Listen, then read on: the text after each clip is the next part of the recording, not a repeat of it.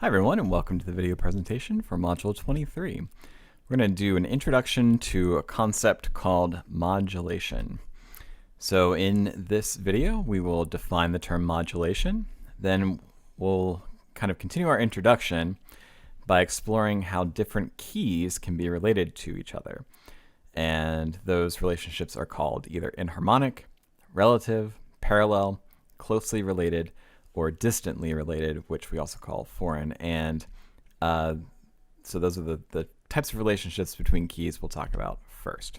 Okay, so what is a modulation? A modulation is a shift in key within a single movement or a piece of music. So it's a shift in the tonal center within a movement or a single piece of music. And that just means that you start in one key, and when you change key, you modulate. So a piece of music could start in the key of C major, and then it might go to the key of E major.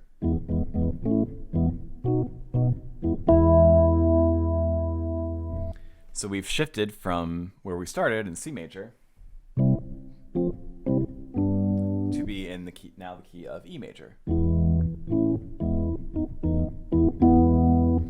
So what's happening is we're shifting the tonic, right? We're changing the tonic from C to E.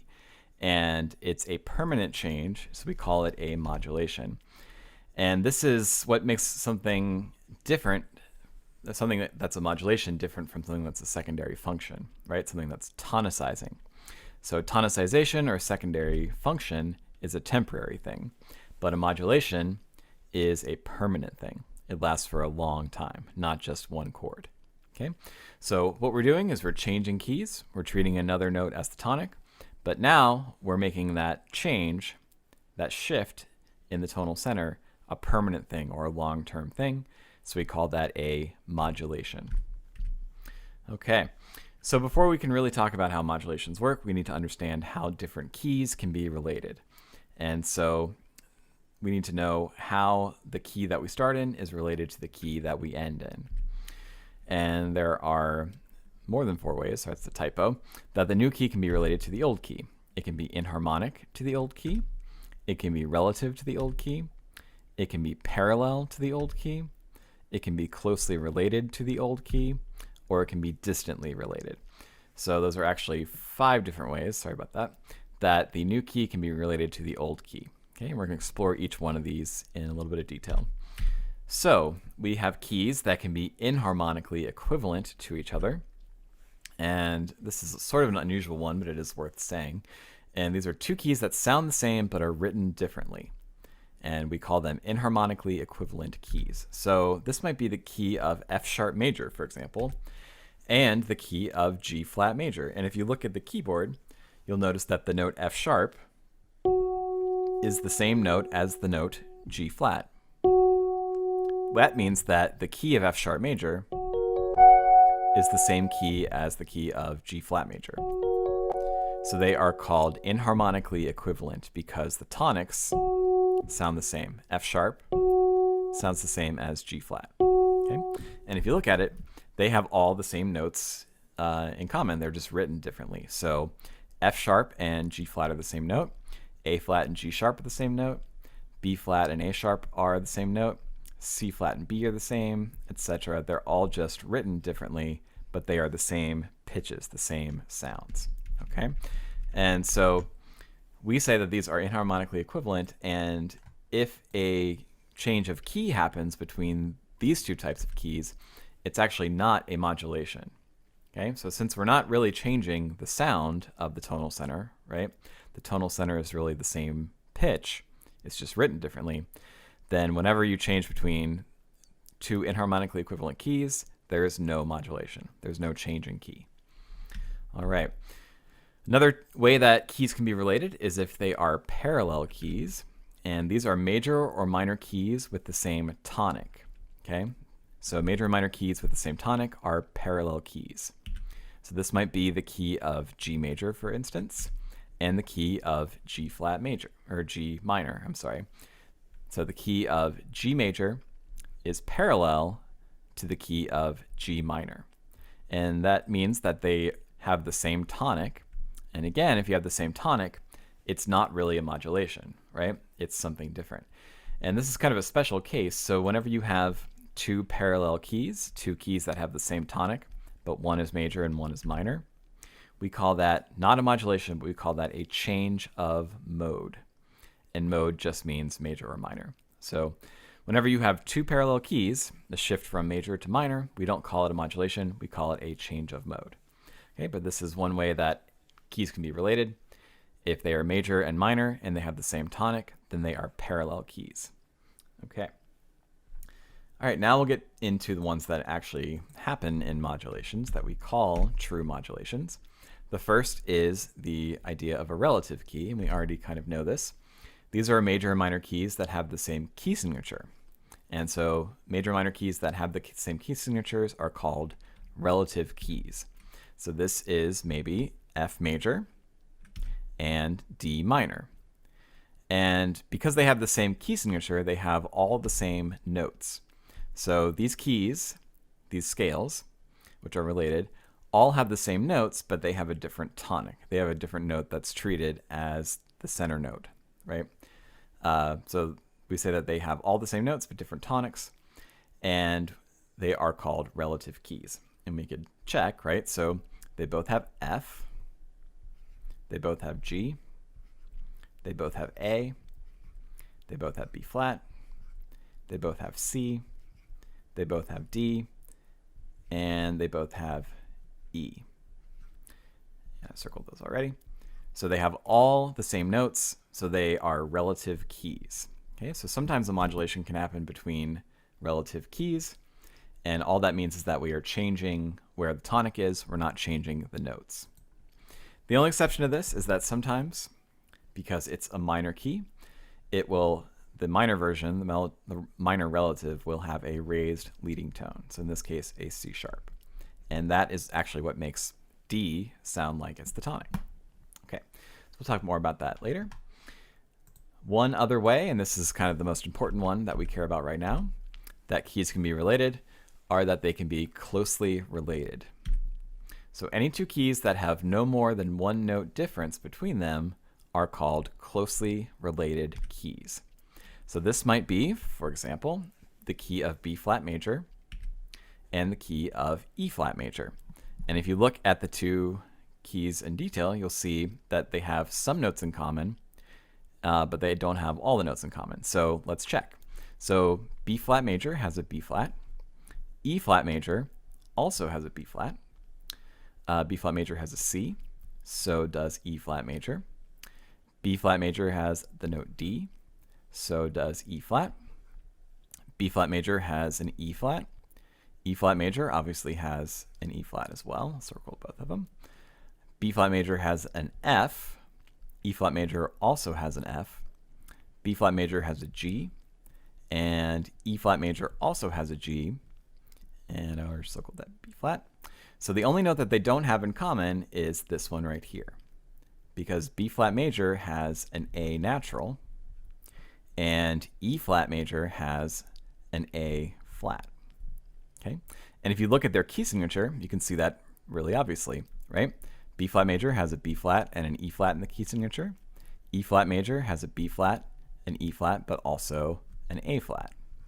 So the key signature is also telling you that they have all but one note in common.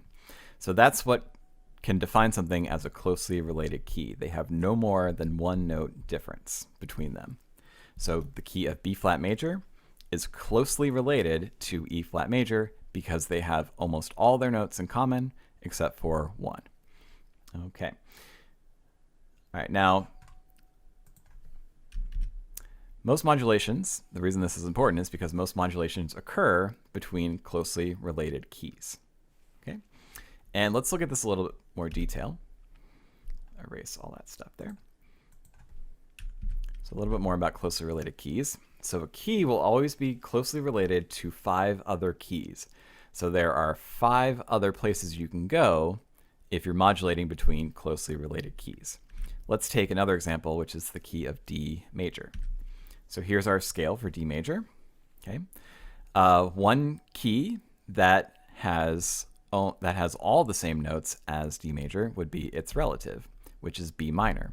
So since that has all the same notes, that meets our requirement of having all the same notes except for one, maybe, right? So no more than one difference. So one key that is closely related to D major is its relative, B minor. So that's one key that's considered to be closely related to the key of D major. So you always have to include the relative key in this as well. All right, now you can have another key that would have all the same notes except for one in common, and you can do that by considering the key of G major. And so when I change from D major to G major, I'm taking a sharp away, right? I'm changing one of the notes from a sharp to a natural.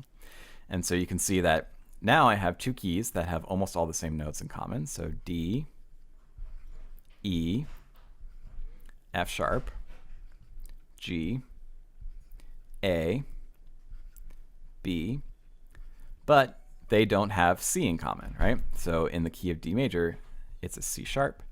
In the key of G major, it's a C natural. So they have all their notes in common except for one. So we say that they are closely related. So that's another key that can be closely related to D major, which is G major.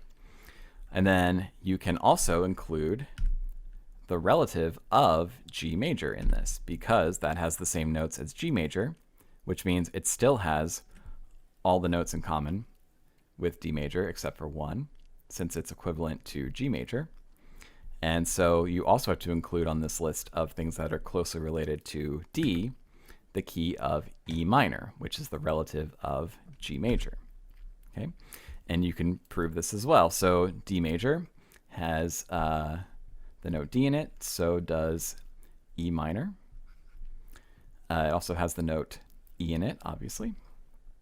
They both have the note F sharp. They both have the note G. They both have the note A. They both have the note B. And then again, the difference is that one has a C sharp and one has a C natural, which is the same as G major. So another key that's closely related to D is the key of E minor. All right, so we did that. We found that by adding one sharp. Sorry, taking one sharp away. The other thing you can do is you can add one sharp to the key signature of D major. So that gives me the key of A major. And now it's the same relationship. So D major has the note D. So does A. The key of D major has an E. So does E major. And so on. They both have F sharp. Now the difference here is that D major has a G natural and A major has a G sharp. So that is one note difference. They both have A, they both have B, and they both have C sharp. So again, the only difference between the two is one note. One has a G natural, one has a G sharp. And so by adding a sharp to the key signature, we've found another key that's closely related to D major, which is A major. And of course, you have to include the relative of A major as well, which is going to be F sharp minor, because that will also have all notes in common except for one, just like the key of A major had. So this one also has an F sharp. And again, we have G sharp instead of G natural, which is okay. It also has an A, it has a B, it has a C sharp, it has a D, and it has an E, and it has an F sharp. Okay, so still one note difference between those. So you have to include the relative of that key as well. So these are the 5 keys that are closely related to the key of D major. You have D major, its relative minor B. If you take one sharp away from D major, you get G major and also its relative E minor. If you add one sharp to D major, you get A major and also its relative F minor. So these are all closely related keys to D major. Now you may also notice that this kind of sounds familiar, and that's because this is also how the circle of fifths works, right? So what we're talking about is adding sharps or taking away sharps, just like we do in the circle of fifths. So another thing to say, another way to look at this, is that on the circle of fifths, any keys that are right next to each other on the circle of fifths are closely related because it's the same thing we're doing here. We're either adding a sharp or taking a sharp away. Okay, so that's how you find closely related keys. And then that means that some keys are not closely related or any of those other relationships. So those are called distantly related keys. So any two keys that are not one of the ones we talked about, so they're not inharmonic, they're not parallel, they're not relative, or they're not closely related, are considered distantly related keys, which the book also calls foreign keys. So this might be the key of C major and maybe G minor, right?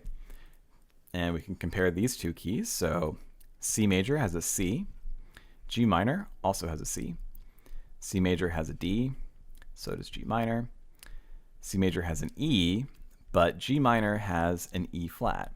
So that is one difference between these two. And they can still be closely related if there's only one difference. Let's keep going. C major has an F, G minor also has an F, C major has a G,